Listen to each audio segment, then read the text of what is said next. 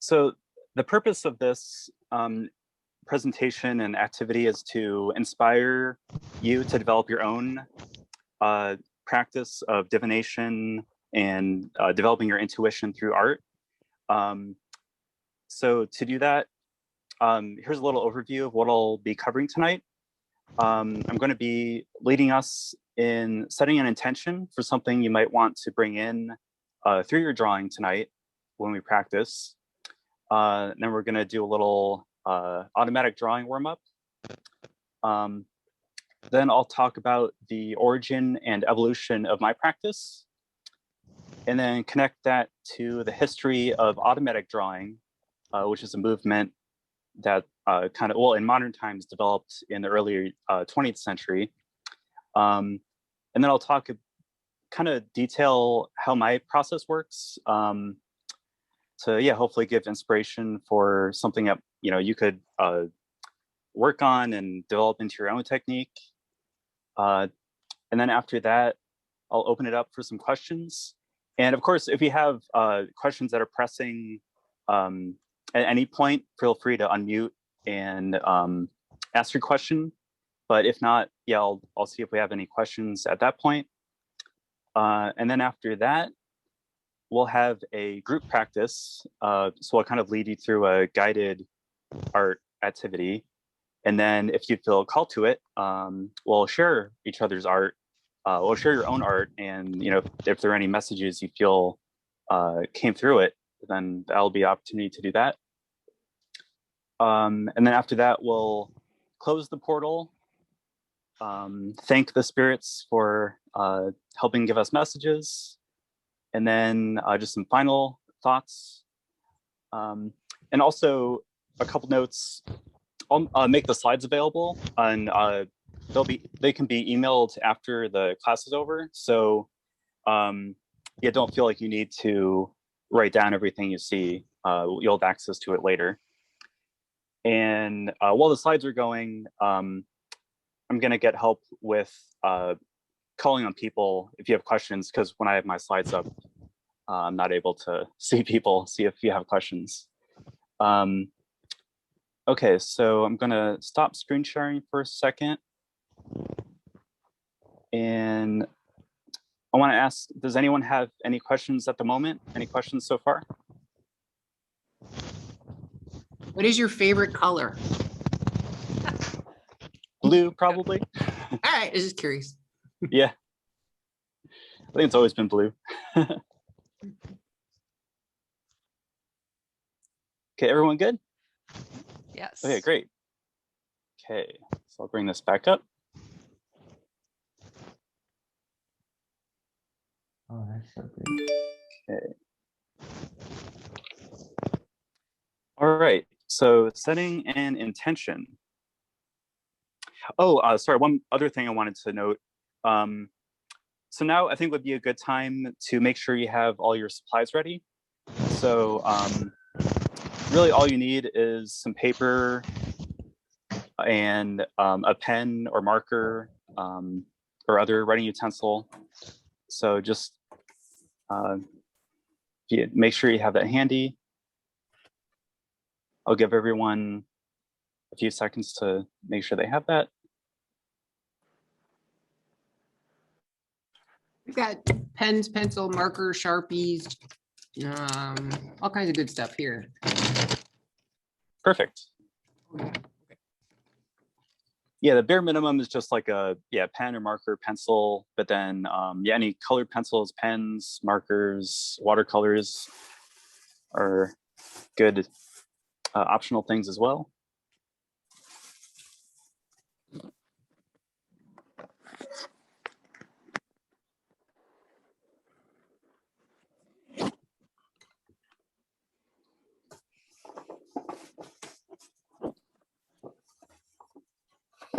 Okay. Does anybody need a little bit more time to get prepared?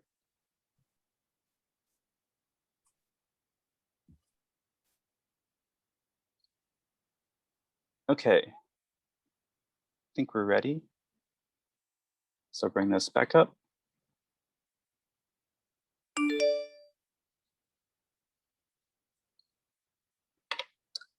Okay, so for setting an intention, I invite you to bring something in mind that you might like help with resolving.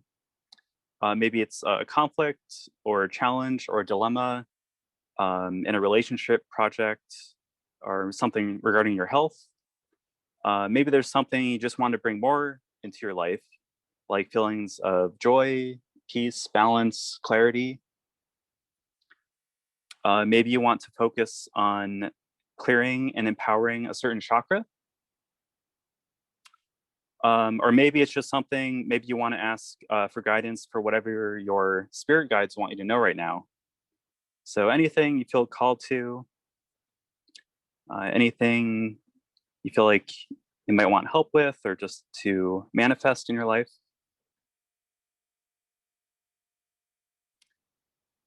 And then once you think of something, see if you can focus on the feeling of having that thing. So if you want peace, focus on what it feels like to feel at peace. Perhaps it might help to remember a time when you had that feeling.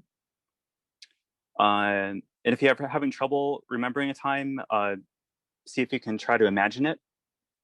Imagine what it would feel like to have that thing you desire. And this is to help our heart get in coherence with a thing we want to attract, to help bring in that energy into our life.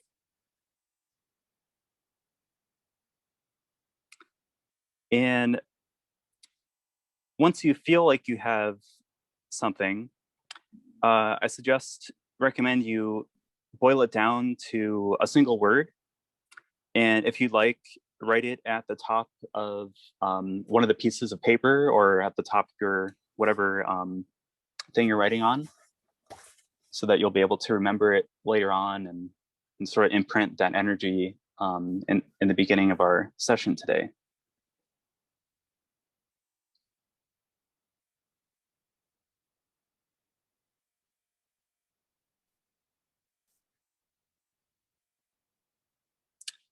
Okay. And next, we're going to jump right into a automatic drawing warm-up. And this is called Taking the Line for a Walk. So this activity is based on an exercise my artist friend John Simon shared with me. And it was in turn inspired by the German painter, art theorist, and teacher Paul Klee. The purpose of this activity is to let your intuition flow freely and to be mindful of the process of drawing without caring about the end result. So get a piece of paper, preferably one that's different than the paper you just wrote on, because that'll kind of be for our activity later on.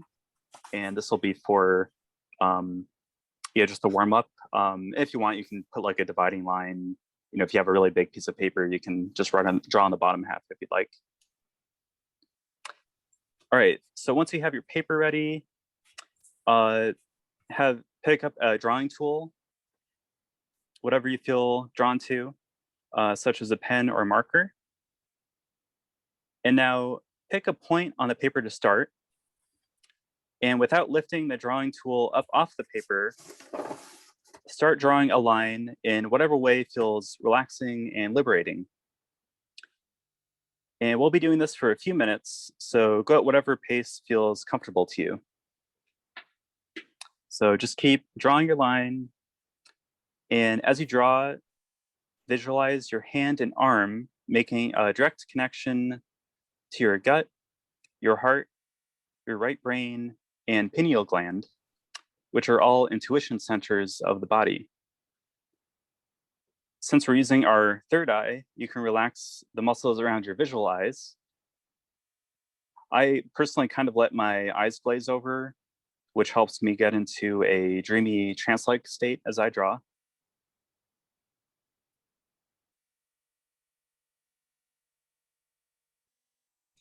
Are these lines whatever we envision? Curvy, straight, long, short?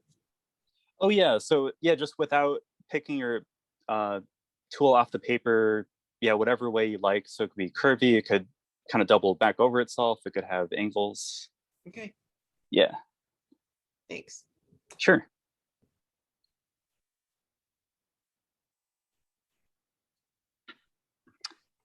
And now I invite you to notice any feelings and thoughts that are coming up for you as you draw your line. Does it feel relaxing, liberating, and fun? Or does it feel kind of stressful, scary, or vulnerable? Are you drawing with ease? Or do you feel resistance with doing certain things like crossing back over the line or drawing in a certain area of the page? Are you reveling in the chaos? Or do you like how it's turning out, how it looks, and you fear ruining it? All of these feelings are valid, so just notice them and let your line continue to flow.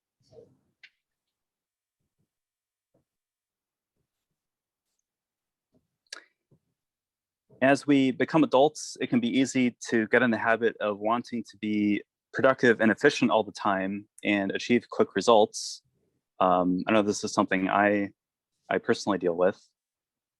So we tend to allow ourselves less time to play and experiment and mess up.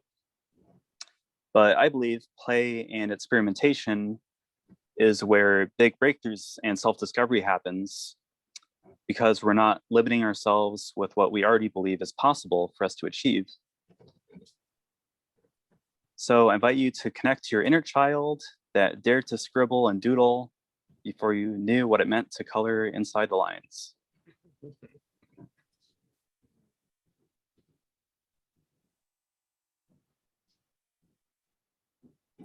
And if you're noticing some feelings of resistance, I recommend you might try to challenge them.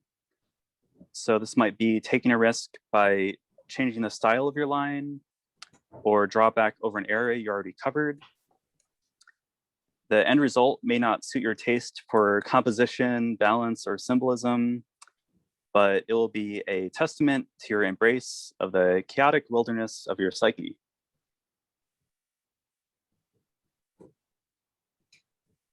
Hey, Ash, my pen was stuck. Oh, Ever like- experienced that one? Very symbolic. like it wouldn't move on the page? Yeah.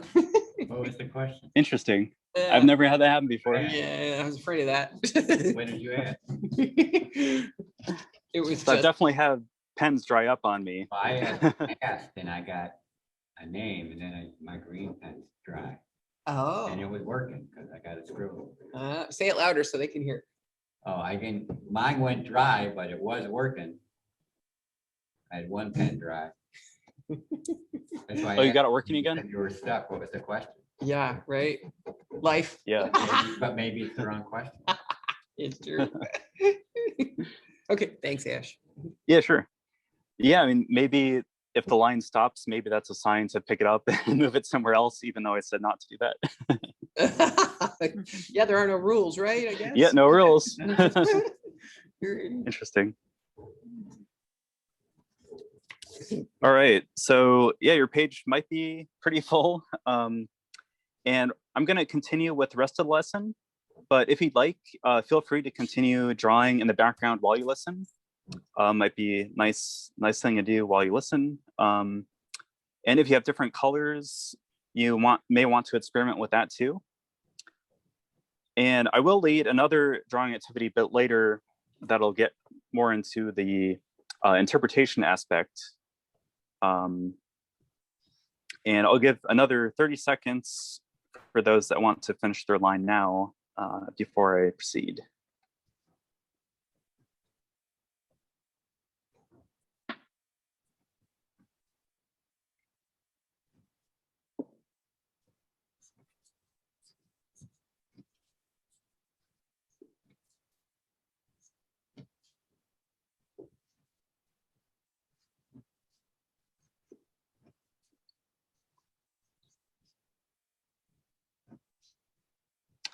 Okay, so next, I'm going to talk about my practice, where it started and how it developed, how it evolved over time, and how I've used it. And yes, Beth mentioned before, kind of, I think it was around 2017, I was going through a phase of doodling. And it was also around the time of my spiritual awakening. So it just sort of happened that I started, thinking, oh, is there like a deeper meaning to these drawings that I'm creating? Because some early ones, I found some powerful messages, synchronicities that came up as I was drawing that linked to certain things going on in my life. So I thought, like, maybe there's some subconscious thing going on or super conscious thing. And so these three that you see on the screen are an example of some of my earlier drawings. So yeah, some of them are a little chaotic. They kind of have a lot of different symbols everywhere. Yeah, I mean, the symbols are still pretty distinct. The middle one is pretty chaotic. And so yeah, and sometimes it was a little bit difficult to kind of create, figure out if there's like a cohesive or coherent message in these, because there were so many symbols in them. The right one is a little bit more coherent, perhaps. And I still come up with ones like these a lot when I draw today. Sometimes my life is just more chaotic, so things just turn out that way. But yeah, these are kind of representation of my early work, when I was kind of just getting into believing that there might be something a little bit beneath the surface. And then it kind of evolved. Sometimes I would have more coherent or cohesive illustrations. This one I called Subconscious Gesture. And to me, it's like kind of like a jester or clown. And to me, it was sort of a message to maybe bring more play into my life, to take things a little bit less seriously, to be a little more easygoing.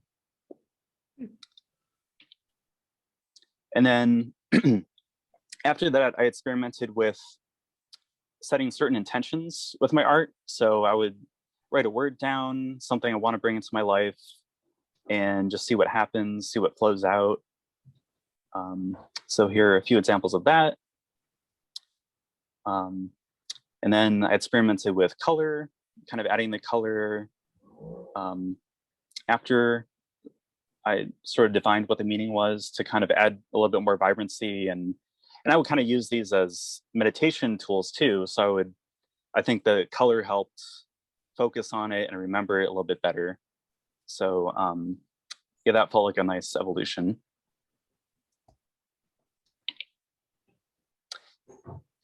So here's an example where at first I thought it was very chaotic and I wasn't really sure what was going on. I called this one Sacred Division of the Plane. So yeah, there's something that looked kind of like a portal up on the top left, and like a road, maybe like a wrecking ball, and some clouds and rain, lightning. But after I looked at it more, I realized that there's actually sort of a symmetry to it, where you have the top is sort of like heaven. So you sort of have these, the heavens, nature heavens, and you almost have like a church doorway up there. And then on the bottom kind of represents earth. So you have sort of the chaotic nature on the right, and then you have more structured human development on the bottom left. So I thought that was interesting because it kind of created this cohesive picture of reality. And then, yeah, I was thinking of like the wrecking ball being like the pendulum of, in Taoism, there's sort of like the flow of things moving from one side to the other side. And, maybe like my heart kind of being called to one side or the other. So yeah, so I actually found a lot of meaning in that after a while, when at first it didn't seem like there was much there. Ash, question for you. Sure. When you, like, for this particular one, you draw freely, right? And then probably go back and color them. But do you stare at it over time and ask for guidance on interpretation of what you're doing? Does it come to you 6 months later, or how does that work? Yeah, it's a good question. I'd say a lot of it comes after I finish it, but then there are kind of bits and pieces that might come in the weeks and months after it. Especially if I like let it sit around and I look at it from time to time, the more things pop out at me. Okay, cool. Yeah. Yeah. And hey, Echo said she really liked that third picture in your last slide. Oh, and this cool. Yeah. Yep. Oh, thank you, Echo. I think so. Yeah, Go ahead. I do really like that one, but I was talking about the previous slide actually. No, not This even one? that one. Yeah, that one. Oh, Yeah, sorry, those this were one? ones yeah, I like that third one a lot. Thanks. I mean, I like them all, but there are ones I hadn't seen. Oh, thank you. Yeah, and this one was a while ago. I don't quite remember what at the time what it was telling me. I'm sure it might tell me something profound now. Yeah.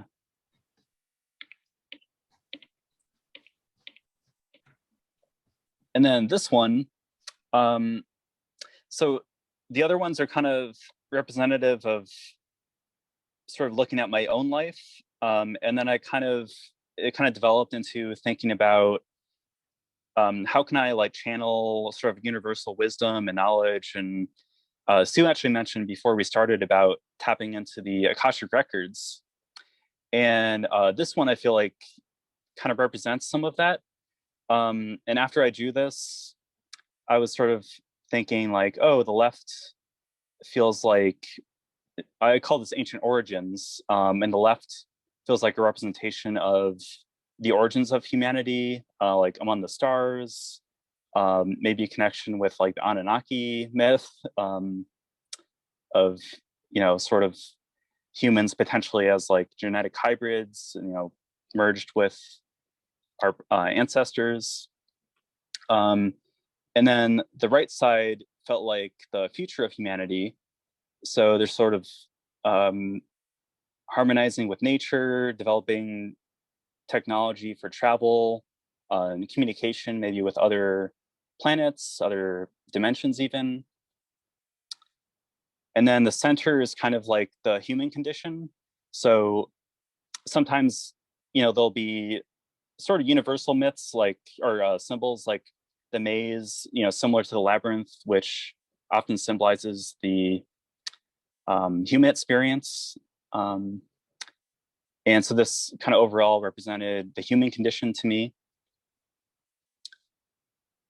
And these glyph-like writings kind of looks like chicken scratch. So I was kind of wondering like if, like I felt drawn to making these on a few different drawings. And at first I was like, oh, is this like a light language, or is it potentially, is there some human language that this is actually a connection to? And just this last week, I actually did a little more research on that. I was trying to find some language that might look similar to it. And I actually came across the Nabatean language. To me, these characters feel very similar. Nabatean is a descendant of Aramaic from Arabia, and it's also a parent to Arabic, the Arabic language. And the Nabateans, they were a nomadic tribe in the first few centuries BC. They eventually got annexed into the Greco-Roman culture. And they were the ones that built the city of Rakhmu, what's now known as Petra in modern day Jordan. So that's this temple you see here. And you may recognize that from Indiana Jones and the Last Crusade. That was the temple that he entered to find the Holy Grail. And here he is crossing the leap of faith. And I thought that was, Wow. oh, what's that? I would have cut and pasted you on there. Next time.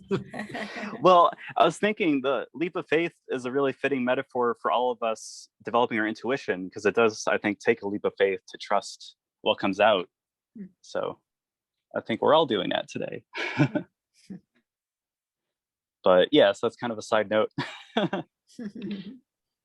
And I thought this was really interesting, this connection to Nabatean culture, because I was in a past life regression a couple years ago, actually with Echo. And part of what came up for me was a connection to sort of someone who seemed like Arabic in origin, but also kind of lived in like a Greco-Roman city-state. And I thought that was kind of weird. And just this last week when I was researching this, I was like, wow, this feels really similar to that vision of someone who, lived in the kind of the end stage of that culture. So yeah, skeptics might say, I probably saw this somewhere on the internet or something. And so it was in my mind when I drew this, but I think the synchronicity connection to that past life regression speaks a lot to the accuracy of it. And some of them aren't the same, but there are also a lot of dialects of Aramaic and Nabatean, so there might be some variants there. Maybe I got a partial transmission, didn't get a full transmission. Maybe I'll work on that. But anyway, I thought that was really fun. Okay. So now I'd like to connect kind of what I've done to other people who practice something kind of similar. And in modern history, the closest thing I found is automatic drawing. That was kind of a part of the surrealist automatism movement. And that was a art, philosophy, and spiritual movement that was most prominent in the early 20th century. And their intention was to suppress the conscious mind and allow random movement and the superconscious to come in. And some notable artists are Hilma af Klint, Andre Masson, Salvador Dali. Pablo Picasso was also thought to have used some automatic drawing in some of his later work. And on the right is one of Masson's automatic drawing pieces. So I'm curious, I'm wondering if that might look kind of similar to what you came up with in the Warmup. Exactly. Yeah? Exactly. Cool. For long. Awesome. Yeah. We got a couple comments. Ash, fascinating, sure. The history piece of it, and thanks, Dana. She agrees too and thinks it's pretty cool connection. Thank you. Appreciate that. Yeah, it's something I definitely want to research more. Maybe I feel drawn to visiting Petra sometime now. And let's see. So yeah, and then something Masson mentioned was that his process was sort of it was actually a twofold process of both unconscious and conscious activity. And let me just check my notes real quick. So I thought that was kind of interesting because that's something that I've come across too, that, of course, a lot of the drawings I showed you are not, like what's shown here. There's identifiable symbols in them. And I read in an article that the surrealist artists often found that their use of automatic drawing was not entirely automatic. Rather, it involved some form of conscious intervention to make the image or painting visually acceptable or comprehensible. And I think Masson, he used the word, he admitted that it was a sort of this process of unconscious and consciousness. And I think that's actually okay. I think there are benefits to utilizing and integrating both. For one, maybe when we look back at the image, we might identify it more easily. sometimes our ego, it's hard to get through to our ego mind sometimes. So those symbols kind of speak to it. And then there are a bunch of things that I'll get to in a couple slides about what I feel like is the importance of integrating logic and intuition for developing as humans. So, all right. And one artist in particular I want to highlight is Hilma af Klint. She lived, from 1862 to 1944. So she was a prominent member of the movement that I just mentioned, the surrealist automatism, automatic drawing. And she was very inspired by the occult philosophy of theosophy, which was developed by Helena Blavatsky. And that emphasized connecting to higher spirits referred to as the masters. And in spiritualism that we talk about a lot, we talk a lot about ascended masters and spirit guides. So it's kind of in the same vein as that, maybe kind of a certain set of beings, spirit beings. And she also later met and was influenced by the esotericist Rudolf Steiner, who was the leader and founder of the Anthroposophical Society.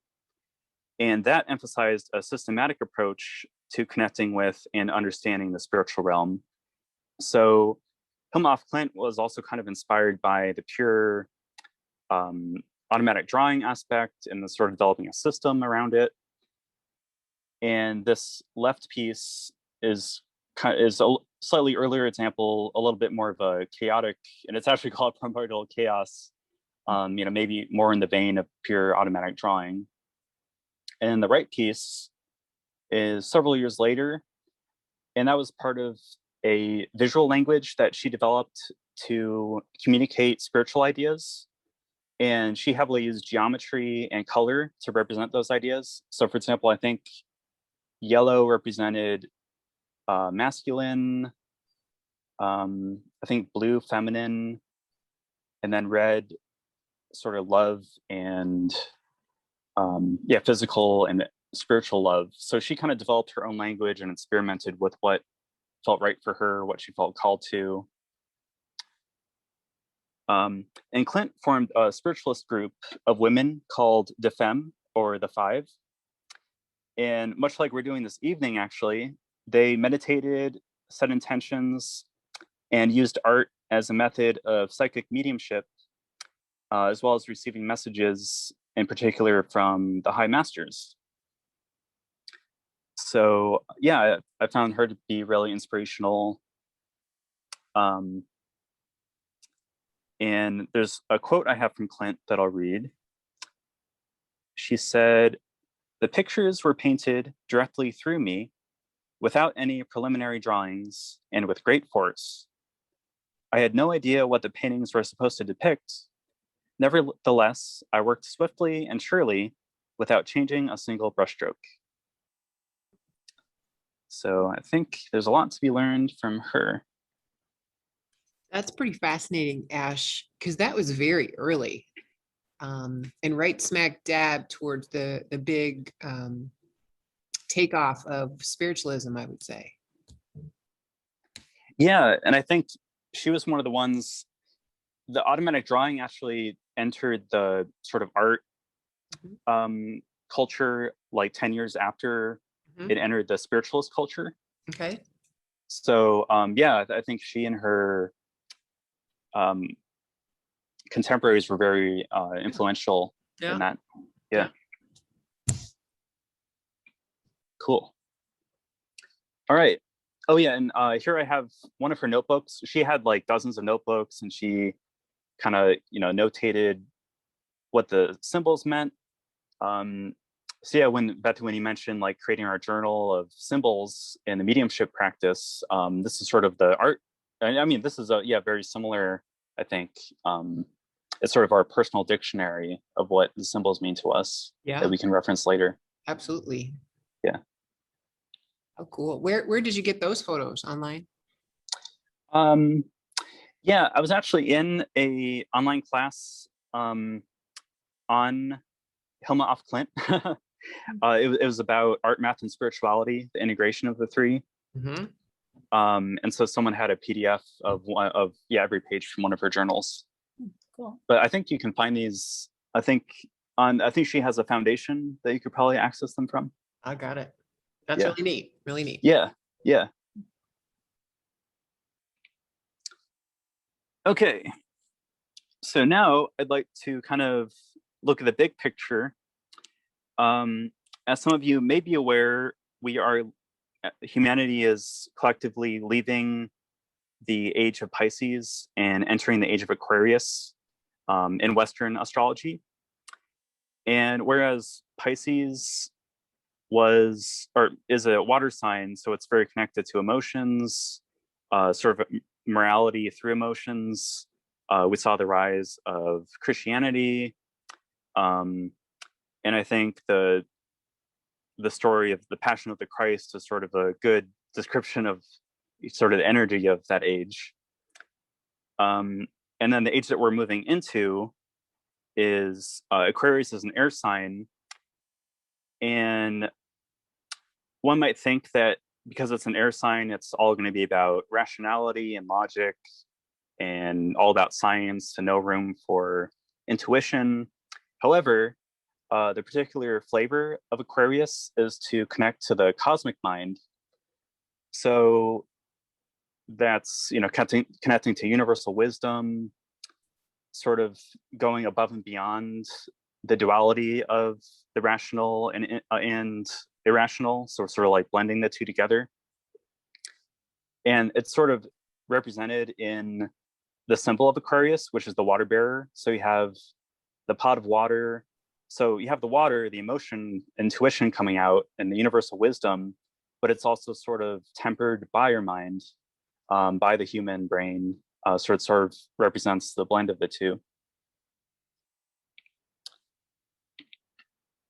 And here's just some examples of different philosophies, religions that emphasize the importance of balance. You have yin and yang of Taoism. So yang is the masculine, male, active, kind of left brain, logic. Yin is feminine, intuitive, creative side. In Greek myth, you have logos and mythos, which is basically the same thing, the logical mind and then the mythological imagination. You have the elements that make up the Star of David, masculine and feminine. And then in Buddhism, the Eightfold Path, Dharma wheel, emphasizes the importance of balance in the middle way. So yeah, so there's all these messages pointing us to that. And connecting it to our body, there's coherence of the hemispheres of our brain, and then also between the heart and brain and gut and brain. So scientists have found that the left side of the brain mostly dominates logic, reasoning, the right side, intuition, creativity, imagination. So you have that connection between those dualities there. The heart and the gut are also intuition centers of our body. The heart actually sends more communication to the brain than the brain sends to the heart. So there's a strong connection there. And the gut has found to have 100 million neurons. So it's often thought of as the second brain. So really our body is meant to have these, this balance a lot of the time.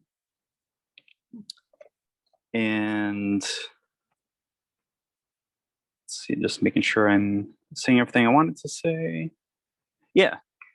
So yeah, I put that in just to emphasize why I think that is helpful for balancing ourselves. And sorry, there's one more. Oh yeah, there's a quote I was looking for that I wanted to share. Let's see where that was. Oh yes. So there's a nice quote I found on a website called Purely Being. It says, when both hemispheres are in balance, we can be analytical yet open-minded, intuitive and logical, in touch with our emotions, yet able to remain objective. This ability to balance and bounce between the polarities allows us to thrive in a changing world, succeed in the face of challenge, and most importantly, create new ways of being and living together in greater harmony. While each of us may be dominant in one or the other, all of us has the potential to harmonize these two aspects of ourselves and express our full potential. So I thought that was a nice little inspiration. Okay, they might be getting tired of this philosophy. So next, I'm going to share an analysis of my own technique. So hopefully this flowchart doesn't feel too daunting, intimidating. We've actually already covered the intention and also the automatic drawing aspect. So yeah, the intention is what we want to bring in. The automatic drawing is where all the magic happens. So that's letting yourself flow freely, let spirit move through you. And what I found in my own drawings is kind of after I did a little bit of doodling, free-form doodling, what I would do is sort of a mini interpretation. So this was where my logical brain kicked in. And I kind of asked the question, like, what is it? What is this little squiggle, this little shape, this little symbol? Or alternatively, what does it want to be? What does this symbol want to be? And sometimes I would draw for a while before going to step 2. Sometimes it'd be a few seconds when I would stop and pause and think about what I just drew. And then after I analyzed what it looks like, I asked the question, does the drawing feel done? And this was kind of where like my desire for composition came in. So I thought like, does the page feel complete? Does it feel like there's enough that might be here to give a strong message? Like, are there enough components that are working together to tell me something meaningful? If I felt like there's more to draw, then I would go back to step 1 and then doodle a bit more. I might draw somewhere else on the page, or I might actually add on to what I already drew. And then just go through the same process again. So, once I draw a little bit, then I ask myself, okay, what does it look like now? Do I want to move on to the next thing? So I keep doing that for a number of times. Sometimes it'd be like three iterations of that. Sometimes it's like 10. And then once it finally feels complete, just something I intuitively feel, then I get onto the interpretation part. So I ask the question, what does it mean? So I look at all the different symbols. What emotions do they evoke? What do they mean to me personally? And then I, see if there's something that speaks out to me. Oftentimes I cry when I draw something and it feels meaningful. So that's, for me personally, that's like a good indication that I drew something, there's sort of like a sense of relief of emotions, like, oh yeah, I was feeling that thing. Thank you for reminding me that, Spirit. That's cool, Ash. Thank you. I would pause there and see if any comments, any questions?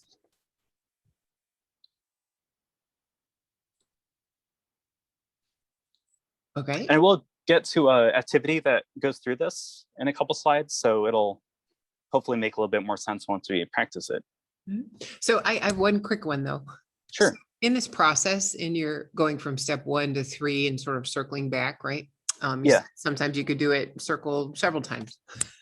Is that for you minutes in between that, or you set something down and come back 6 months later, or is it?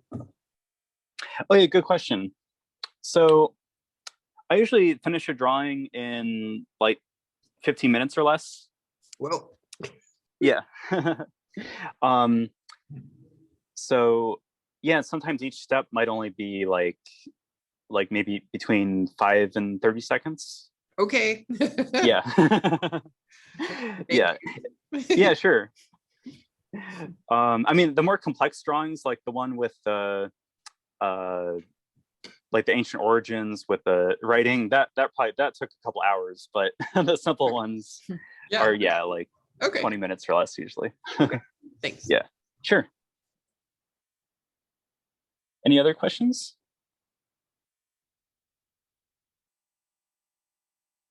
Cool. All right.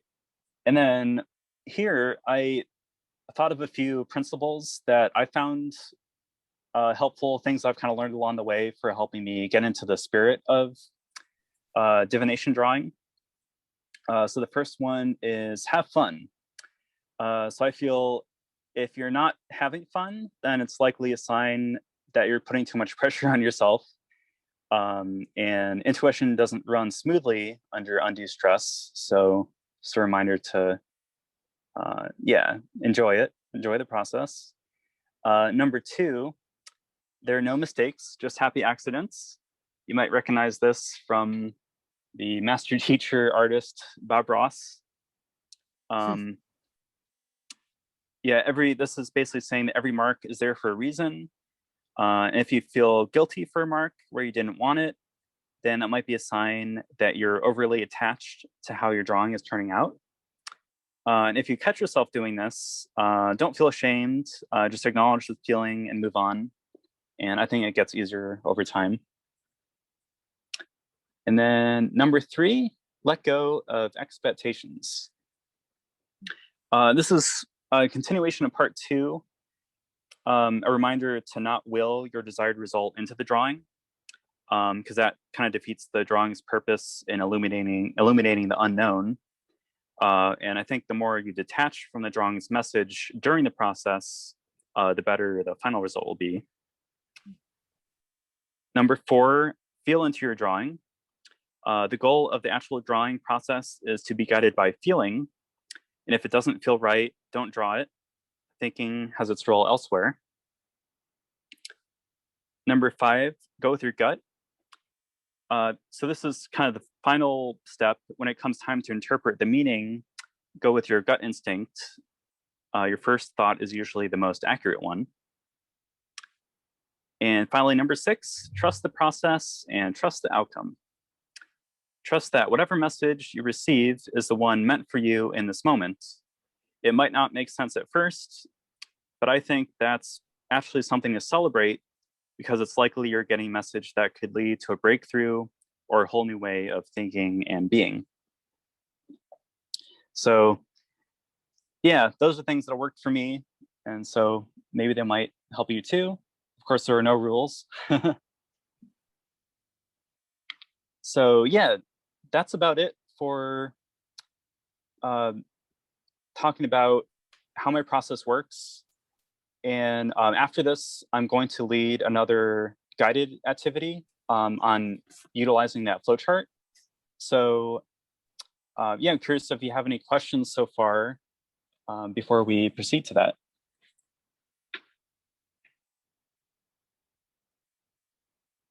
Okay. Sue has a question, Ash. She asked, Yeah. She said that you said that we can add to the drawing, add on. Does that negate from the original? So I would say if you feel like, if you're feeling called to add to it, then I think that it just means that whatever the result will be after that is what is the message that's meant to be. I mean, usually I do it all in one session. So like, I don't think I've ever like sat the drawing aside and then, left and, some hours or days later come back to it. I don't think I've done that before. So I'm not sure, but I mean, you could experiment with that. I think it might be interesting to experiment and see if, take an old drawing and, see if, some time later, I was wondering.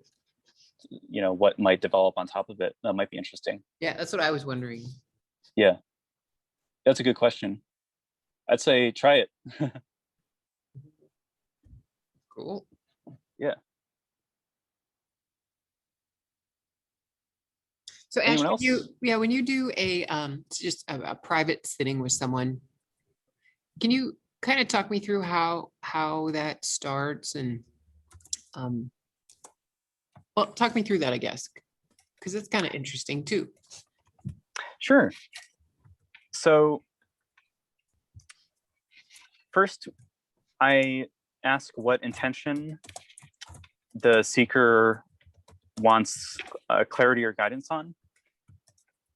So I kind of lead a similar activity to the intention setting at the beginning.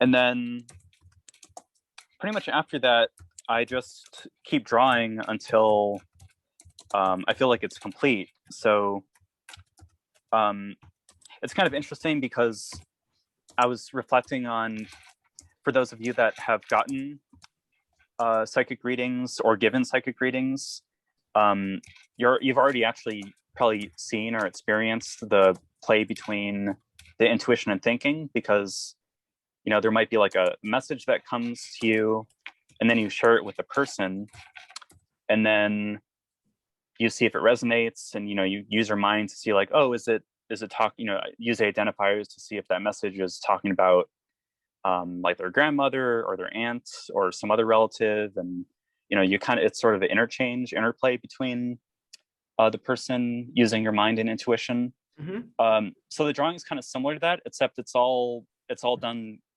by yourself. So I'm doing all of the play between the two. Yeah. And then so once the drawing's complete, then I show it to the person receiving the message, and I usually first see if they identify anything or if they resonate with anything. Mm-hmm. And then sort of see what comes up around that, and then I intuit kind of my own interpretation and what I think it might be guiding them with. And the reason I asked that question is, like a reading too, like a mediumship's reading, we define our own symbols and give our messages with symbols. But sometimes, we're also trained to give what you get, and, we listened to a message a week or so ago where a medium had gotten a caution sign with a duck on it. She had never used that symbol before, but she gave it, right? And maybe that meant something to the receiver.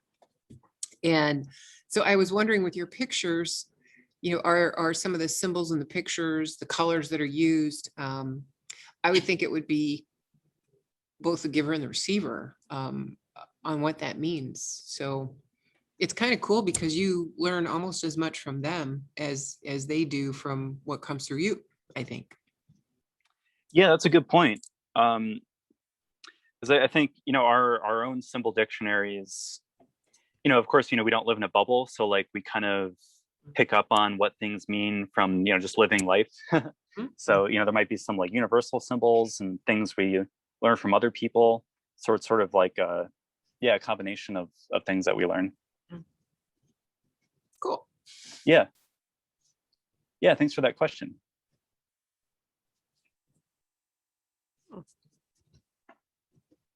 Anyone else? I'm wondering how many people are still doodling. Yeah. Actually, would you, if you want, how about if you're called to it, how about hold up your drawing, your doodle? Okay. If you want to, you don't have to though. Pressure's on. Just curious what they all look like. Let's see drums first. Cool. You gotta hold it up there, cute, quick. Oh yeah. To turn on the lights. Oh, got it. Okay, cool. Wow. Cool. That's super cool. You want to show yours? I was one of my spirit guides. Oh, that's okay. All right. Oh, nice. Cat's got it going on. So let's. Yeah, there's definitely a lot of variation there. Oh wow, see, I see a whole face. Oh, that's neat. I don't know about a face. Okay, cool. Mike, you game? Just lines and Just lines? Okay, he's got universal lines. All right, you guys ready for this one? Take your Tylenol. Yeah. Wow. So this is where I got stuck right in the beginning. Oh, Didn't want to move. did the pen like kind of make an imprint? So it was like an Yeah. indentation. I thought it was gonna tear through. You're going into another dimension there. Yeah, I'll take a therapy session from you later. Okay. Probably need it. No. Fun.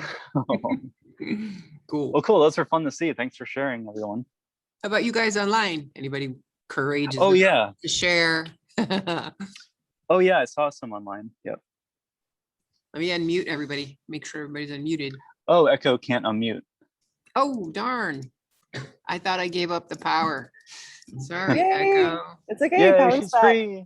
Mine was like a big tunnel, kind of similar to that the Chaos art by Clint. Oh yeah. Oh, wait, let's check it out. Yeah. Talk a little bit so we can see. Sorry. it. Yeah. My Wi-Fi. I'm in Costa Rica, so my Wi-Fi is just really poor. Very cool. Yep. Just wanted to go in circles. Still zen. Cool. Awesome. And so next, I'd like to do a little bit of a guided activity around that flowchart and see if maybe something new or different develops, and then practice divining messages from them. So see if we have some messages that are coming through with the drawings. Mhm. So I'm gonna pull up my screen again, or the presentation here. So I'll leave this on the screen for reference, but I'm also just gonna talk through it to kind of guide you through the process. So go back to the paper that you wrote your intention on.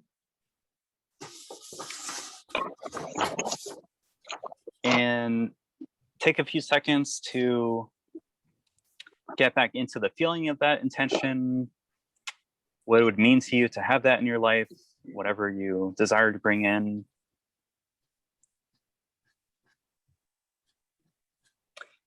And then I'm going to try sort of setting a certain amount of time for us to be in each step. So I know that it seemed like you thought like 10 minutes seemed really quick. Yeah. Or Oh, okay. wait. Because I was thinking like 30 seconds in each step just to see how that goes. Okay. Wait. Does let's that see. seem too fast? We might need another piece of paper. You guys need one? Oh, okay. No, you're good. Oh, everybody's good. Okay. Okay, cool. Great.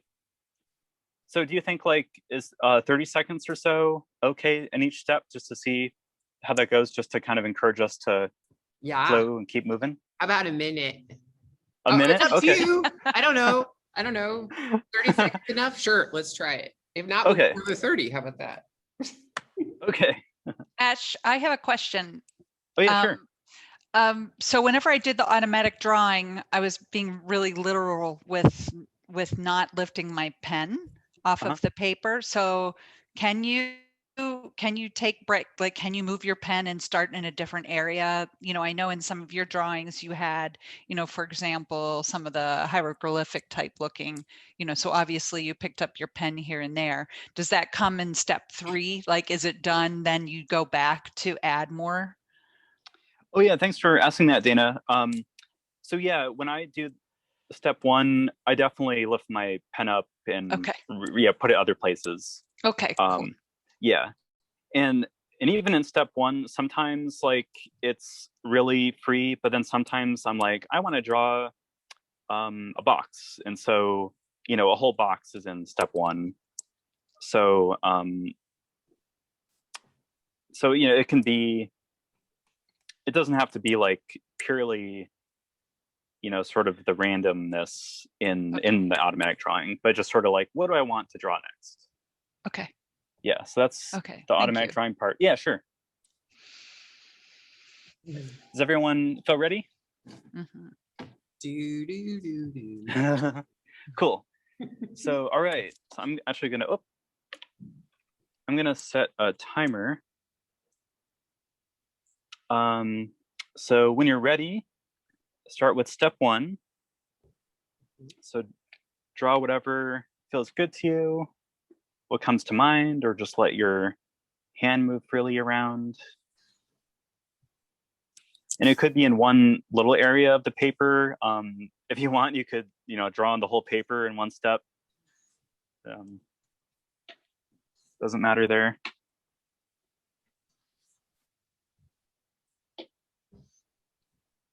I'll give 45 seconds. I think that'll be a little better.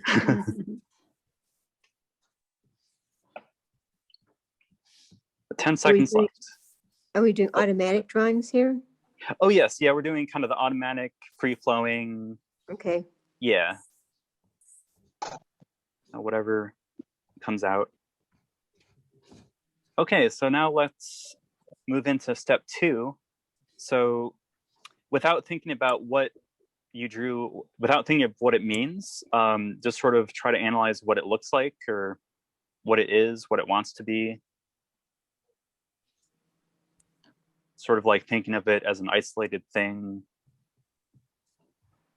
And this is sort of like a mindfulness practice of like, forgetting what, our intentions about, just focusing on the thing in front of us, what it is.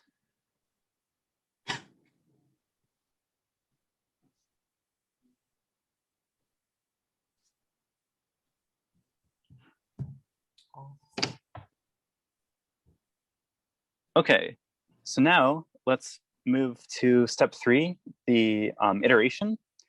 So this is just a simple yes or no. Does it feel done? Do you want to keep going? So I'll give like 10 seconds for that.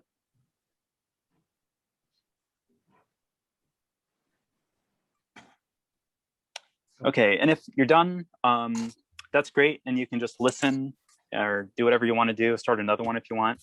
But I'm going to do like maybe 5 rounds and see. I think that might be a good amount of iterations. So let's move back into the automatic drawing step. So again, if you want, you can add to what you previously drew.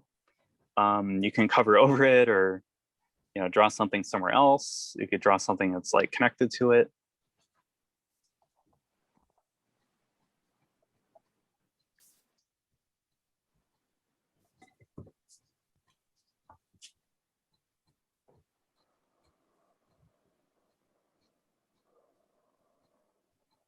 Okay, so let's go back to step number 2. So observe what you just drew. What does it look like?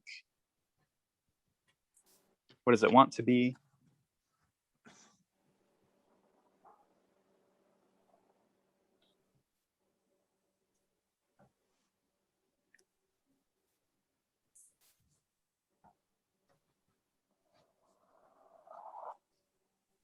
All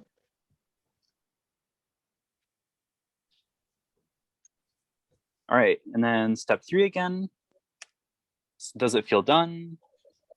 If yes, you can stop. If not, then we'll go back to step 1 in a moment.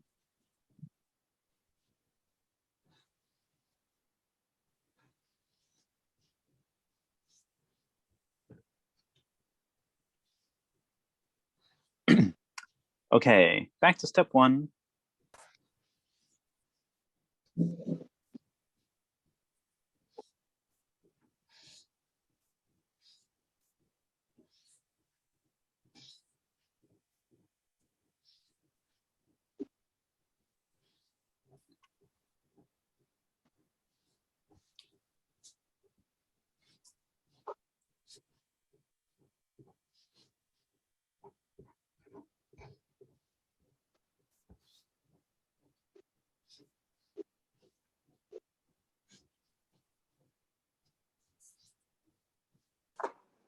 And now move on to step 2.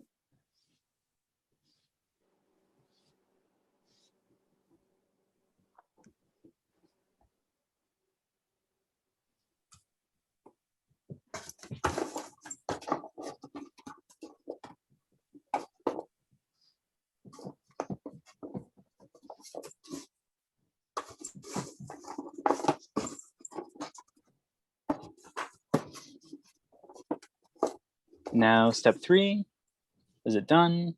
If yes, finish. If no, we'll go again.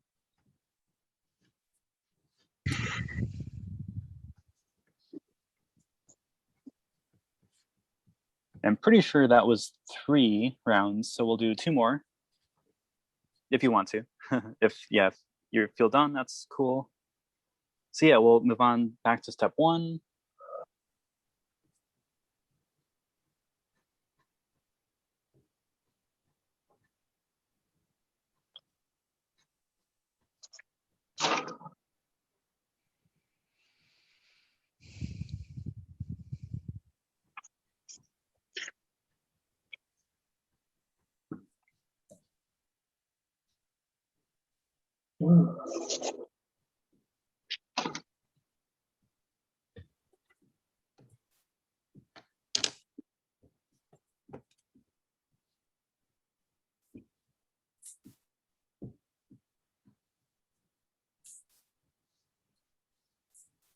All right, and then step 2, observe it, analyze it.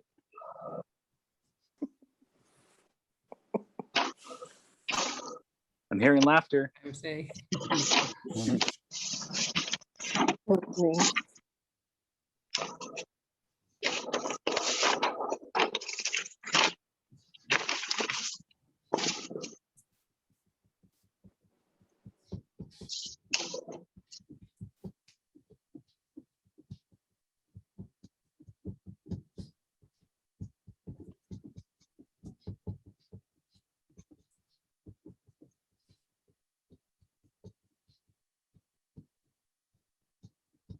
Okay, and then the step 3 iteration step again, and we'll do 1 more iteration after this. So reflect on whether you feel it's finished or not.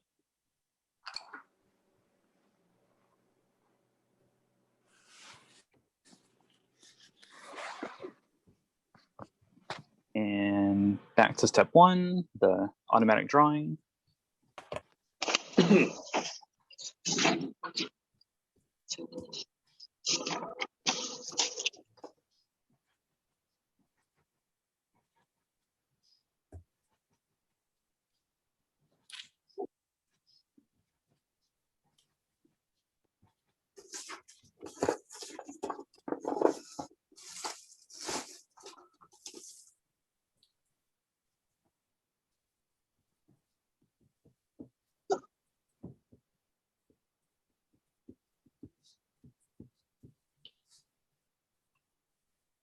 Okay, a few seconds left. All right, now move on to step 2. And since, yeah, I'm sort of forcing us to finish now. So, normally you could keep going as long as you want. And if you want, you can add on to your drawing after this. But for now, I'd like to see how everyone did, see if that made sense, if it felt meaningful, helpful. So we'll move on to the final interpretation step, where we look at what the drawing might mean to us. And in my own drawings, there's often like symbols that almost seem like characters or actors that are kind of around each other. And sometimes they're kind of interacting, sometimes they're separate. So I kind of like to look at like how things are arranged. Things seem like they're like connected together? Is there like balance between them? Does it seem like there's some sort of dynamic going on? And then sometimes the drawings might be kind of like a cohesive thing where it's all kind of jumbled together. So maybe look at like the different areas of it, like if there are maybe like prominent spots. And again, with the interpretation part, sort of feel into what it means for you personally, because a symbol might mean something to one person that's very different to someone else. So reflect on whether it reminds you of, what it reminds you of in your life, what that represents for you, what history do you have with that thing. If it's abstract, that might be kind of hard to tell, like whether it's related to something historically or symbolically. So it might be more of like a feeling that you have, like, does it conjure up a certain feeling? Maybe that's kind of pointing you in a direction for something.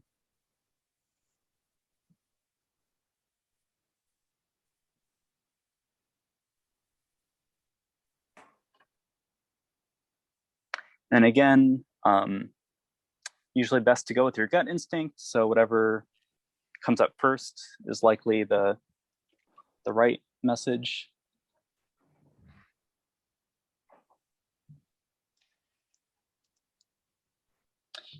And sometimes in my drawings, when there's like a lot of different parts to it, it's hard to identify like a cohesive or singular message. So sometimes it's like a combination of things. And that could be really meaningful too. So it doesn't have to be like, oh, this is the one thing I need to do. It could be like it's almost like a map of your psyche in a way, just kind of bringing up different parts, and maybe you want to reflect on it later and see what else comes up for you.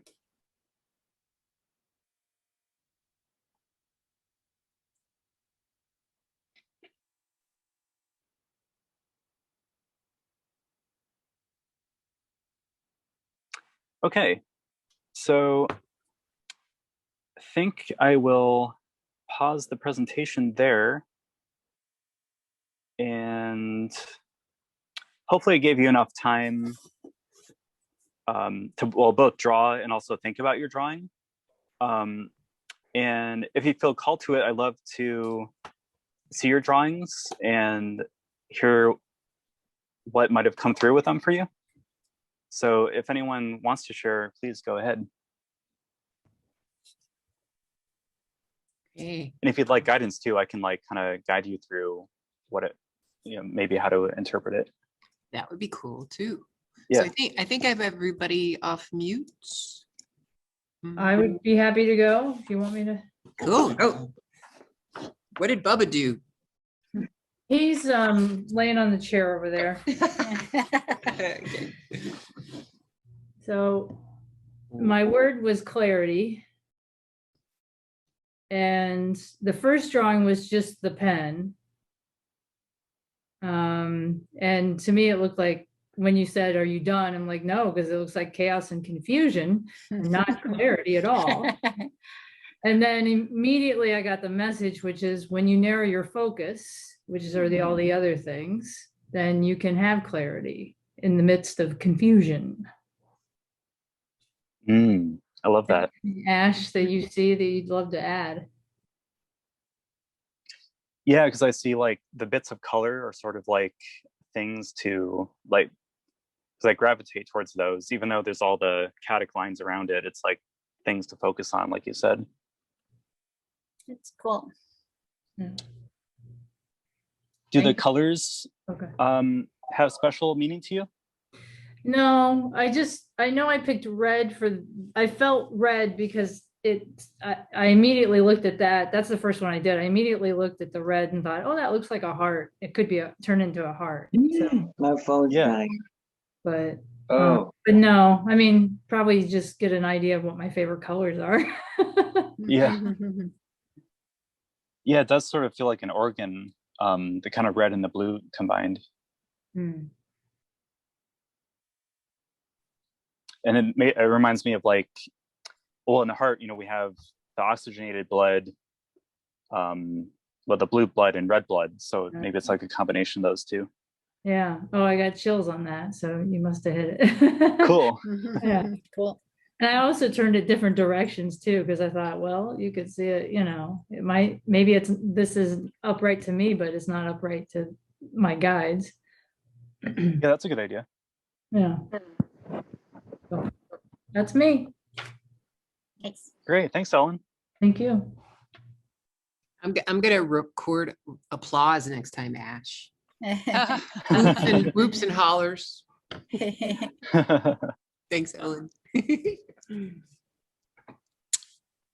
How about Sue? You're off mute. I've got all kinds of weird things. Perfect. I'll show you the first one first, but I really don't understand it at all. It looks like Aladdin to me. How do I do this? Where is it at? That's awesome. Can you see it? We saw it sideways. Oh yeah, that's better. Looks like Aladdin with a baby under a pear tree. Oh, Wow. That's cool. No. So you took the first drawing and you added to it with the No. second? No, Oh, this is That's- a whole new one. this is it started here and it ended there. It's one Mhm. drawing. Oh, you're off camera. Try again one more time, Sue. Sorry, I don't have enough hands. Oh, Well, there's a starting point and a not starting point, an end.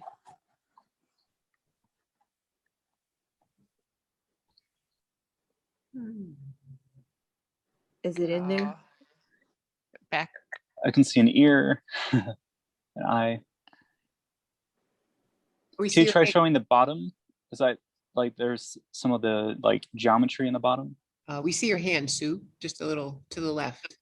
Let me do this the other way then. It's hard when you can't see the camera. Yeah. No, Yeah. Okay, so we see face. Cool. there. Now, tell me if you saw that you wouldn't have to put the eyes and the nose and the mouth in there. I did add on, okay? And that looked like it looked like a COVID mask to me also. Oh, yeah. Then the turban just screamed Aladdin. So I Yeah. did Aladdin. And then I had like an amoeba baby down there Yeah. under a pear tree. Somewhere's a pear tree. I Oh, can see that. top of them. Yeah. Oh, cool. What, So what, there's is- that one. what do you think pears are? What does that mean to you? It means I didn't have enough kinds of greens to make another leaf. Oh, I was gonna say you didn't have red to make an apple or? Well, I could have. Yeah, But I was cool. trying for different leaves down there. Neat. So, Well, that's what was meant to come out. and Cool. then Aladdin doesn't have a hand. He's got a pink shirt on, but it's no hand. I was almost added it, but I think it's more fun to figure out what happened to the hand and how he's still able to hold up the baby in the pear tree. Mm-hmm. Oh, how cool. Yeah. Are you familiar with Aladdin's story? No, Like- I don't have a clue. That might know be that's something pretty to look good. into. Might be something you connect with or some parts of the story. It's so cartoonish, and I don't do cartoons. You know, I like to watch cartoons, old ones, but I don't doodle them. I don't draw them. Never have. This is the first, so I don't know really what do you guys think it is? Yeah, I do see a turban in there. Hold it up again, Sue. Haha. I'm getting good at this. It feels very playful to me. So it feels like something about. See, is no hand right there, Oh, yeah. That's interesting. Yeah, just chopped off. but Oh. he's still hold up the baby in the pear tree though. Ta-da! So how about this for an off the cuff interpretation? Maybe, it looks so playful and it looks like so many colors that when Beautiful you colors. let go of the wheel, you go hands off. New things can be birthed.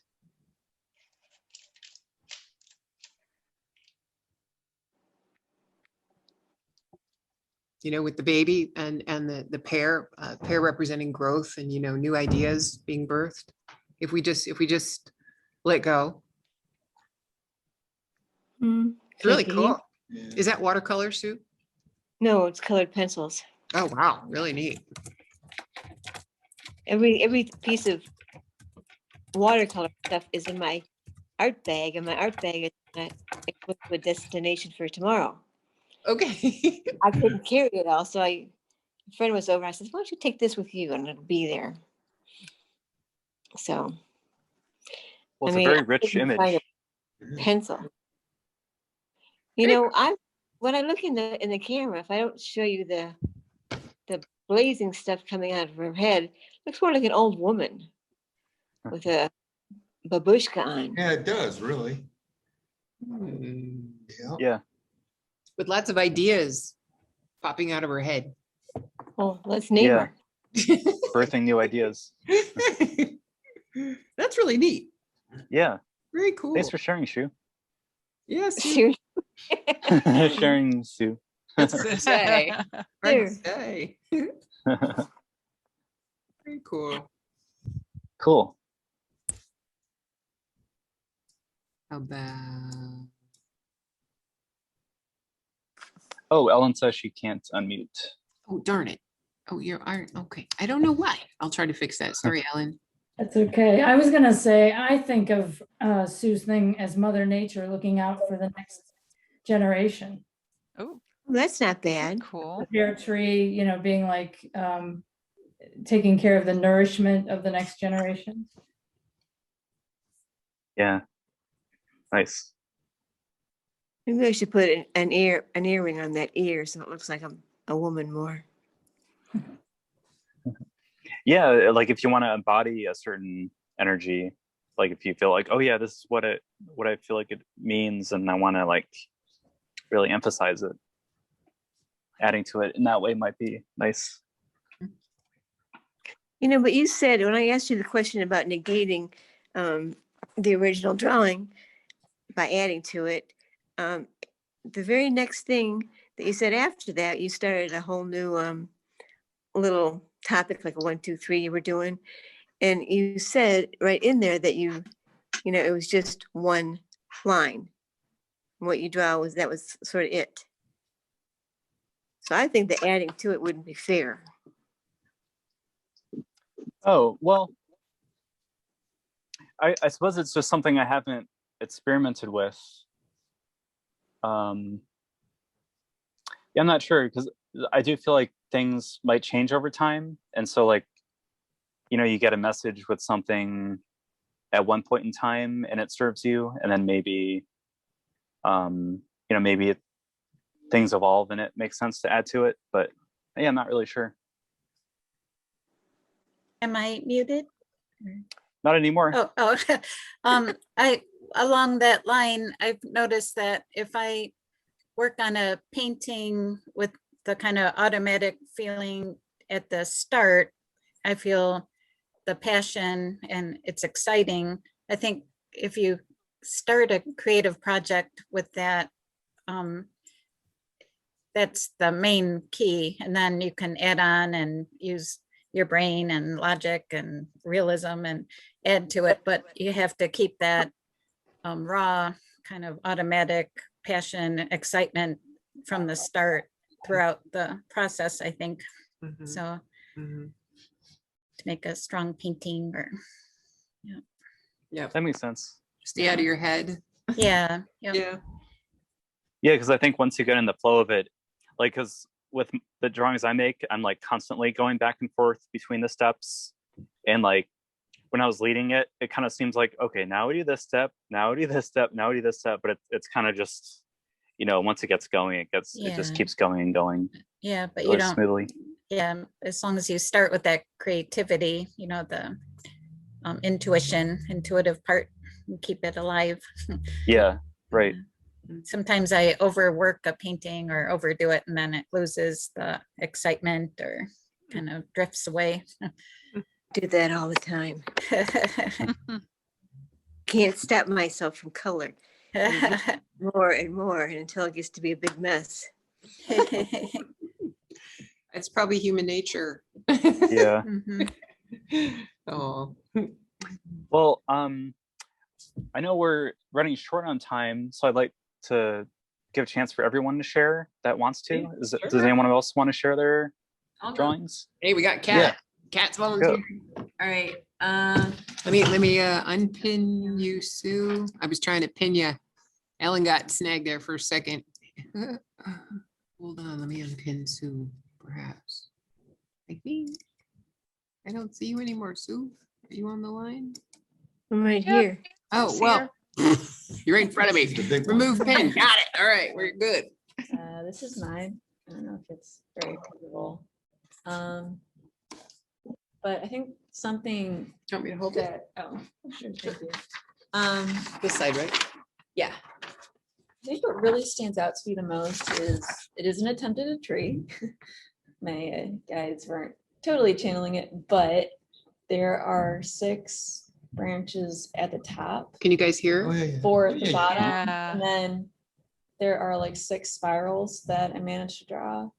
And I think they're kind of like aligned to each other, because if you slot like in the slots, there's like 5. Well, no, it's not making much sense. But I try my best not to look up symbology, but I think the spirals are just kind of like an emotional thing I connected to, because I felt extremely negative after drawing this. So I think it might be like an emotional state, 6 different branching paths, but like one goal.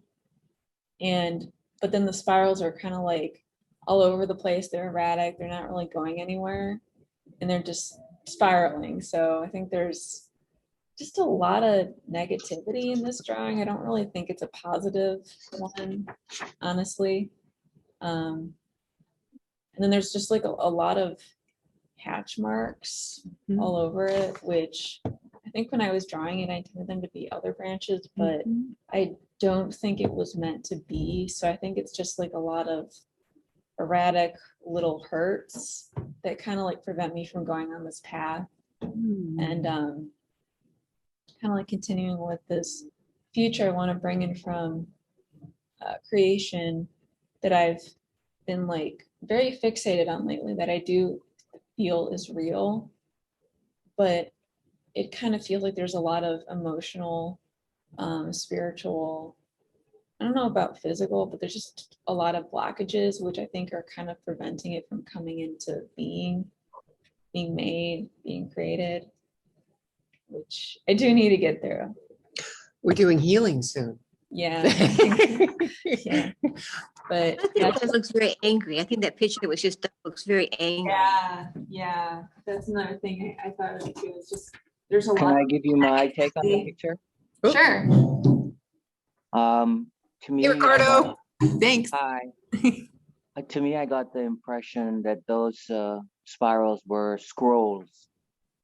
Scroll. Scrolls.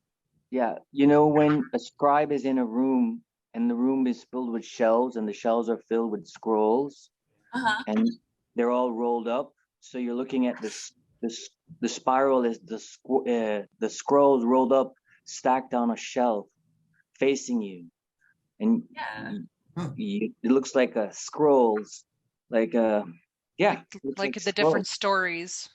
Right. Yeah. Hey, that's cool. Yeah. That's just It's the fact that you had feelings of anger was probably because you were a scribe in a past life.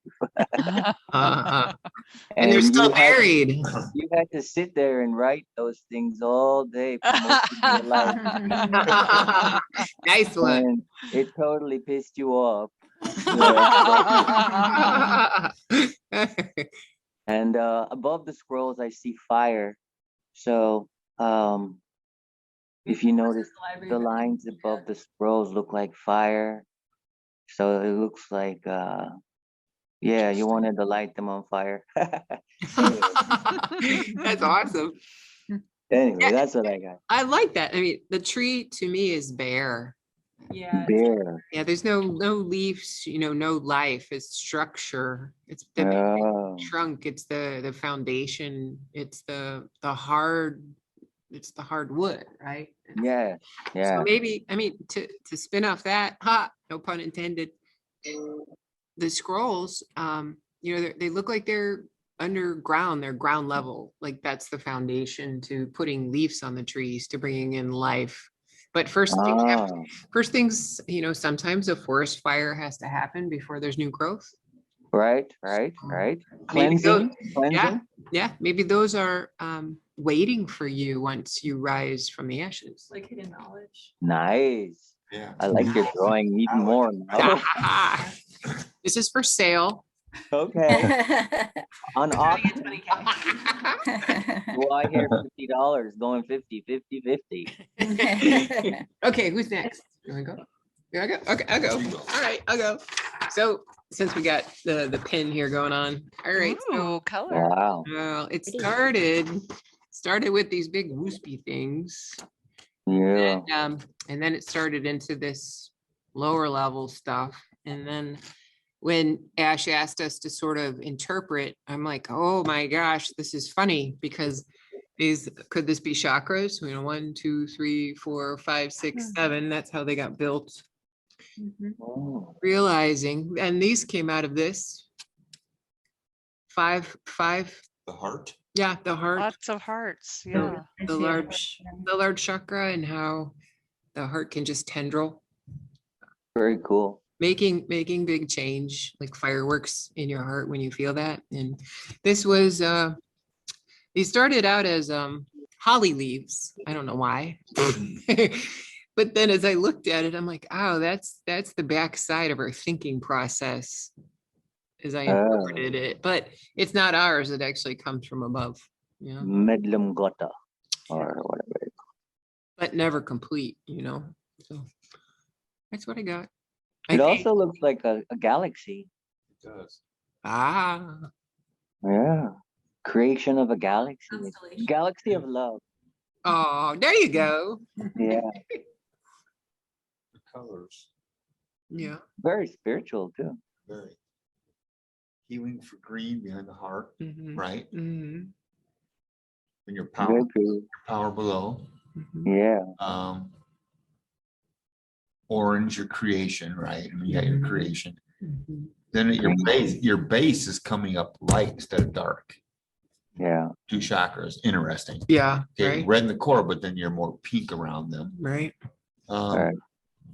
I might not have had that crayon. Oh, well, I'm it is teasing. what it is. For a reason. I'm teasing. Yep. You get up to tires, right? Did you notice like this one doesn't have a lot of color yet? I got to work on that one. That's the third eye. Very pretty. It's kind of green, Beth. It's kind of green. Smaller than the rest. No, I'm teasing. Thank you. That's cool. Dana. How about you guys? Dana, want to do yours? Yeah, mine will be fast. So mine was, I don't know if you could see that, but it was about my intention was anxiety and how to handle my stress so that it doesn't manifest itself physically. And so just I have different ailments. And so I thought I want to find out how to handle that. So you see there's just this there's just this chaos here. And then everything seemed to go from left to right. And then they even were arrows. And so they were even flowy. And then there were waves up here. And I don't know what this is right here, but to me, it seemed like there's like a barbell looking thing. And then there's like a triangle thing. And then, so I thought it meant to me balance, that it was just, you know, whenever Ash said, whatever your intuition is saying, it is. And I think that there's like a difference between this chaos and this stress here, and then this natural kind of ease and flow and just go with the flow. And it's just balance, I think. So that's all I have. Very nice. Thanks. It kind of reminds me of Ellen's drawing, where there was sort of like chaos, and then within the chaos there was some stillness. And yeah, so it's sort of like finding like the eye of the storm, kind of. Yeah, that's how it felt. Nice. Cool. Okay, who's next? You guys? I'll share. Echo. Awesome. Yeah. Yeah, so my intention was peace, harmony, and unconditional love. And my drawing is just like super chaotic. Awesome. Oh, wow. I love that. Yeah, it started out as like the spiral at the center with kind of the jagged lines. And then I felt that looked kind of like a rose. And then it split off to the sides, which felt kind of like a landscape. And then the rest of it got completely filled in and just turned into like a chaotic maze. I feel like there's people in that other corner. Oh, interesting. Okay, let's see. Like on that our far don't left, I know. guess. It looks like a map to the Like this to the area? inner earth. Yeah. Yep. Oh, map to the inner earth. It's like Yeah. dancing. It feels like An dancing. aerial photo of the inner earth entrance to Shambhala. Oh, wow. Very Fascinating cool. insight. That's cool. For me, it looks like it's telling you that in the center is where you find peace, love, unconditional love, and what was the other word you used? Peace and harmony. Harmony and unconditional love. And no matter where the chaos is all around you, it's within you. Oh, That's nice. wow. That is Beautiful nice. insight. Nice. Okay. I love that. It kind of reminds me of when you see the fractal pictures where the small is part of the whole, and that kind of looks like Ah. your inner is part of the outer as well. So, Yeah. that's good. Yeah, I feel that, Rosie. You did it. Thanks, you know Rosie. It's almost like a moving oscillation too. Mm. Look at it that way. Interesting. Shrinking and Interesting, building. Yeah. Yeah. Mm. Yeah, that's Like kind almost of trippy. Yeah, bubbling up clarity. Mm. Yeah. Oh, interesting. Very cool. Thanks, y'all. Yeah, very cool. Cool guys, thanks. Okay. Anybody else want to share? I guess I could share mine.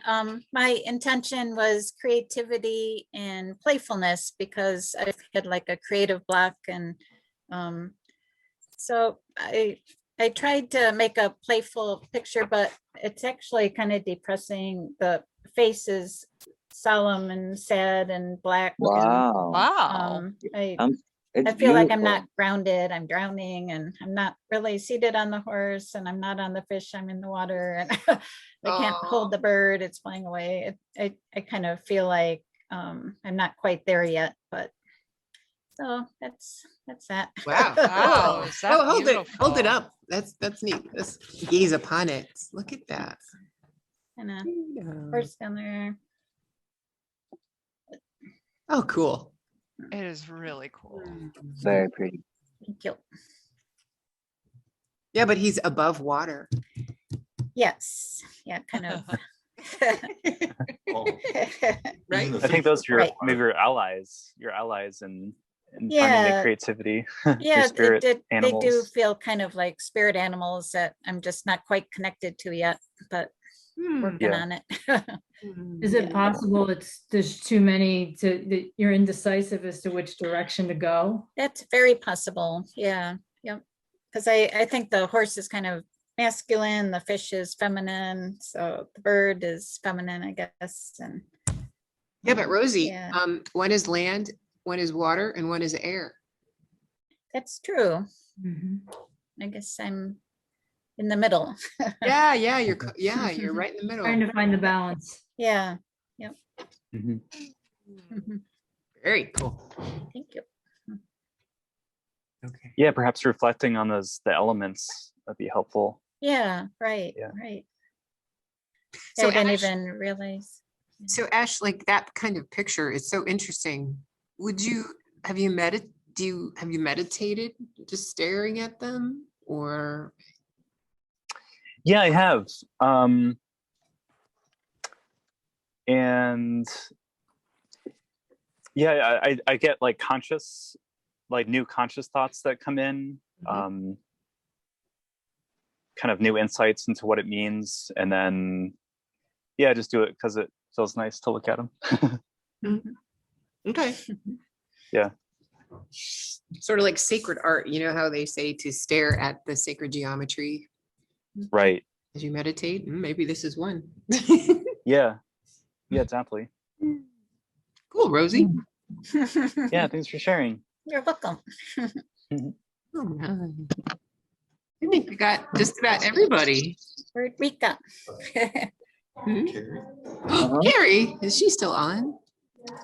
I don't see her on. Yeah, she had to drop off. I got a text. She was just able to make the meditation. Oh, okay. So we're down to everybody but you, Jerome. Okay, hold on. Hopefully you can know. Look. There you go. Mm. Oh, I'm not doing a very good job. Okay.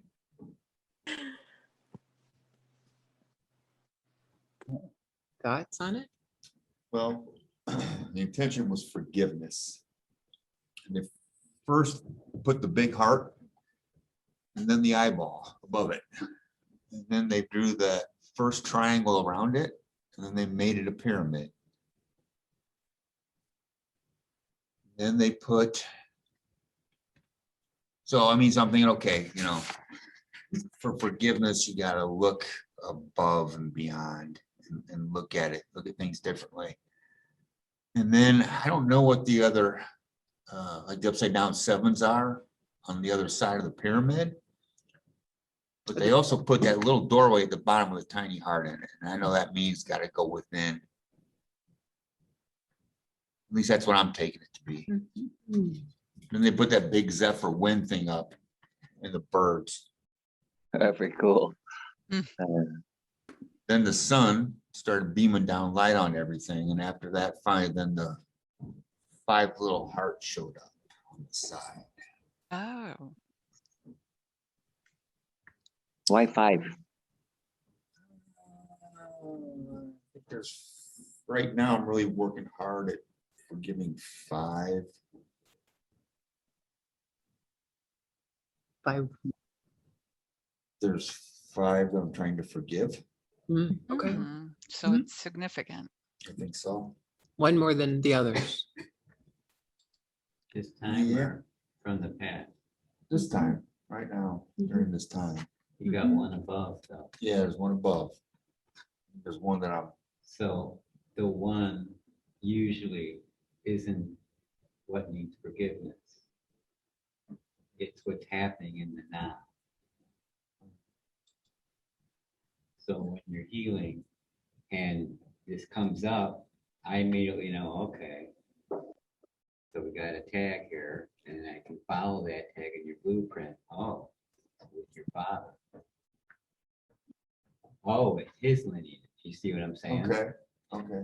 But the only way to even get to all that is we have to address that little thing above you with your father, let's say. That's just an example. Okay, You know what I mean? All right. But it's usually like when I was getting my reading and they said, I said, well, I know it's coming from this. And they said, yeah. And I said, but it's familiar. And they said, that's right, because your brother's involved. The first drawing, they drew Anna, which is my grandma. Okay. See how it's traveling? Yeah. But it's all linked to that accident. Okay. And like I found out the night before, because I didn't have a say, so I didn't follow my gut, how that happened. But that's how I got involved in that accident. But it's linked all the way back through there. But now that they have my attention, I can clear my DNA and my lineage.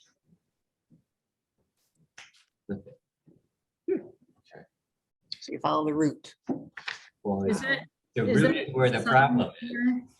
but the tree is what you're gonna see. Right. Put Right. it Something that I've way. noticed is the pyramid. Yeah. There's like a lot of evidence to suggest that like the Egyptian pyramids, they were aligned to the stars. So maybe with the heart at the center, it's maybe like spirit showing you alignment to love or compassion or just your heart in general. But it's also like at the top, there's like lines, right?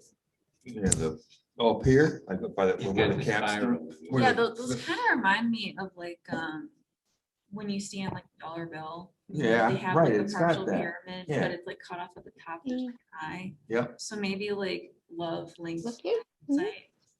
Even though there's not like an eye on your drawing, but I think Well, that's the eye's there. close to it. Just Below have it. Oh, yeah, Yeah. so it's pretty close. There, oh, there you go. So like love attached to insight. I think that's what I'm getting from it. And then with the pyramid, it's like aligning it, whether to like the cosmos, spirit, something greater than yourself, like a universal love, maybe. That's kind of what I'm getting. Good read. Also, it doesn't have to be familiar. Okay. In other words, you could be at work and your boss could be doing something. All right. Where is that coming from that this guy pushes that button? Yeah. Okay. Yeah. She's calling him, man. I knew Things it. are flying off the shelf over here. Cool. So that'll help a lot. That was Don't know where awesome. it's coming from. And it's never what you think. Right. It's not, is it? Never. There's a, wow, why that's you another gotta look topic. at it from a higher- Cool, Buzz. Thank you. All right. I think we got everybody, Except Ash. for Mike. Did, I did explain mine. 'cause I Okay. felt like I was out of time. Right. Okay. Did I get- Rika go? Did we do Rico? Rika.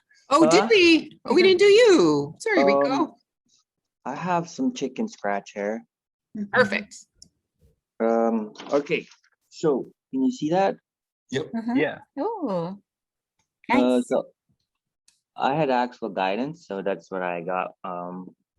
Not sure what it was. It kind of looks like a king, or like a card deck, a queen or a jack or a king or something like that. Or it could be a candle. Yeah, I don't know. And then the other one on the other side, it looks like to me to look like a cactus or a plant of some kind. I'm not really sure. It looks like a flying pig. A flying pig. Yeah. You know that saying that people say, like when pigs fly? Oh my gosh, it does look like a flying pig. It's like the one I send you guys, I got. That's right. Oh, that's funny. Use the duct tape. It could be humanity trying to reach their Christ consciousness. And those on the throne have got the Merlin triangle. They're just trying to help us out. That's funny. That is funny. Well, that's all I got. That's super cool. What do you guys get? That's a really interesting drawing. It's all right. I like the, it looks like a guide or a knight on the Yeah, left. yeah, And it and I'm does not look sure like- what I'm curious what the circles are on the far right. You have like little circles. The far right. I don't know. That was when we first started. I was the first one. Ah, okay. Yeah. Yeah,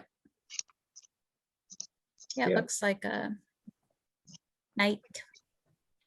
Kind Does of reminds look me like of the magician in tarot, Yeah. like holding Sure. up the chalice or Yeah. sword. Mhm. The magician.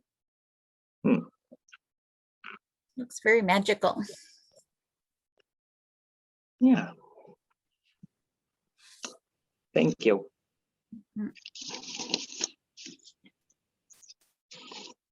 We're getting magical here, Ricardo. Well, once pigs start to fly, anything's possible. Hey, well, I'm telling you, that's cool. Nice. Take it and fly with it. Thanks, Ricardo. Cool. Thank you.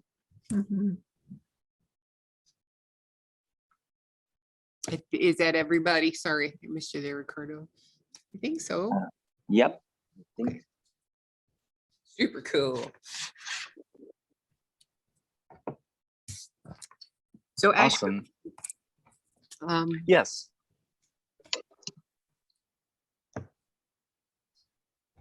So I'm just thinking going forward, we'll probably be doing more of this, right? Yeah, I think the intention is if we have sort of an art divination spiritual practice group every month or so, is that the plan, every once a month? Yeah. To dedicate. So yeah, so I'd love to get everyone's feedback on this. Maybe I'm not, maybe through email or something, like, for what you think might resonate, or what you'd be interested in focusing on, like more of something like this or slightly different. Love to hear what you think of it. Cool. Yeah. Oh, and Echo, real quick, Echo asked if I did a drawing. Did you? Is it okay if, what's that? Did you? Well, I did a drawing this week to prepare for, let's see if for this class. Oh, yeah, cool. For guidance on preparing for it. Cool. And yeah, I don't want to take up more time, so I won't really explain it, but. Oh, no, explain it. Explain it.